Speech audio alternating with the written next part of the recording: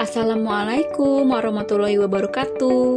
Jumpa lagi dengan Ibu Yuli Anggraini, guru mata pelajaran Bahasa Indonesia di kelas 11. Nah, di pertemuan minggu lalu kita sudah membahas tentang mengelola informasi dalam teks ceramah. Di pertemuan ke-10 ini masih tentang teks ceramah nih, yaitu materi menyusun bagian-bagian penting dalam teks ceramah.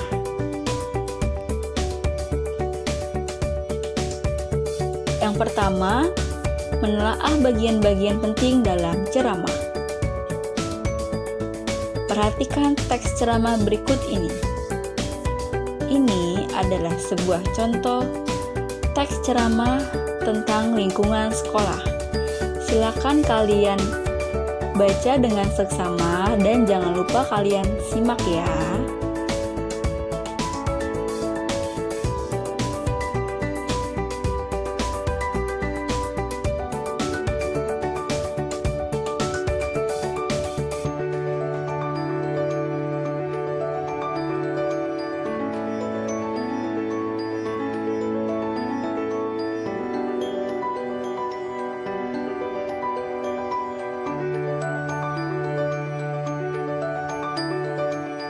Nah, yang mana sih bagian-bagian penting dalam contoh teks ceramah tersebut? Mari kita tentukan dengan seksama.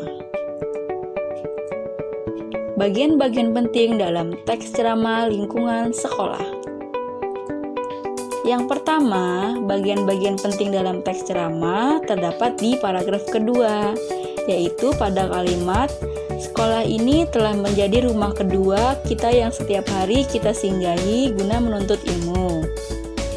Nah, yang kedua ada di paragraf ketiga, yaitu pada kalimat setiap kelas seharusnya sudah memiliki kedisiplinan tersendiri akan pentingnya kebersihan.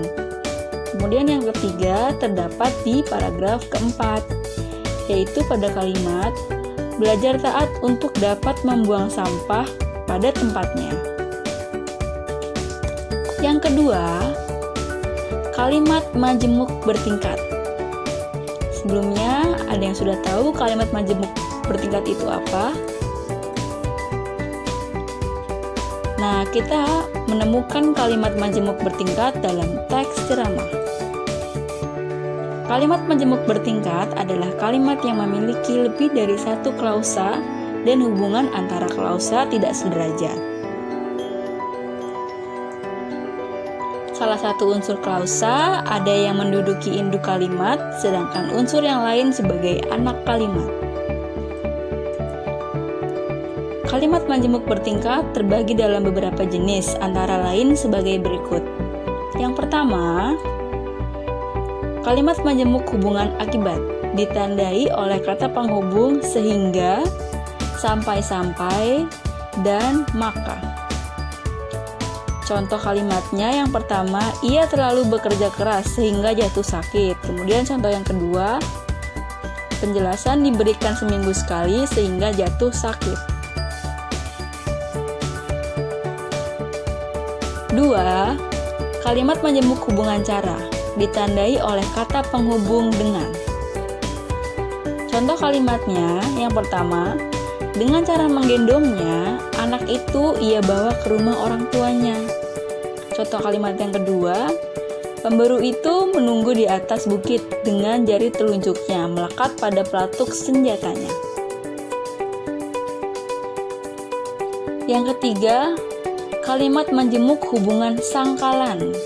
Biasanya ditandai oleh konjungsi seolah-olah dan seakan-akan. Contoh kalimatnya, yang pertama, keadaan di dalam kota kelihatan tenang, seolah-olah tidak ada suatu apapun yang terjadi. Yang kedua, dia diam saja seakan-akan dia tidak mengetahui persoalan yang terjadi. Yang keempat, kalimat majemuk hubungan penyataan ditandai oleh konjungsi padahal dan sedangkan. Contohnya, pura-pura tidak tahu padahal dia tahu banyak. Yang kedua, para tamu sudah siap sedangkan kita belum siap. Yang kelima, kalimat majemuk hasil ditandai oleh konjungsi makannya. Contohnya, tempat ini licin, makannya Anda kaget. Yang kedua, yang datang berwajah seram, makanya saya lari ketakutan.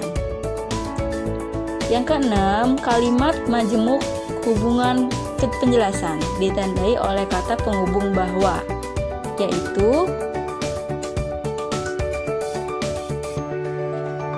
contohnya, kebun ini telah dibersihkan ayah, yaitu dengan memangkas menebang belukar yang tumbuh di sekitarnya. Yang kedua, peristiwa tersebut menggambarkan bahwa ada dua kelompok siswa yang memiliki sikap berbahasa yang berbeda di sekolah tersebut. Nah, yang terakhir atau yang ketujuh, kalimat majemuk hubungan atributif ditandai oleh konjungsi yang. Contohnya pada kalimat pamannya yang tinggal di Bogor itu sedang dirawat di rumah sakit. Yang kedua, kelompok pertama adalah mereka yang kurang memiliki kepedulian terhadap pengguna bahasa yang baik dan benar. Sekian untuk materi minggu ini. Terima kasih. Semangat belajar jarak jauh dan tetap di rumah aja. Akhir kata Ibu ucapkan wassalamualaikum warahmatullahi wabarakatuh.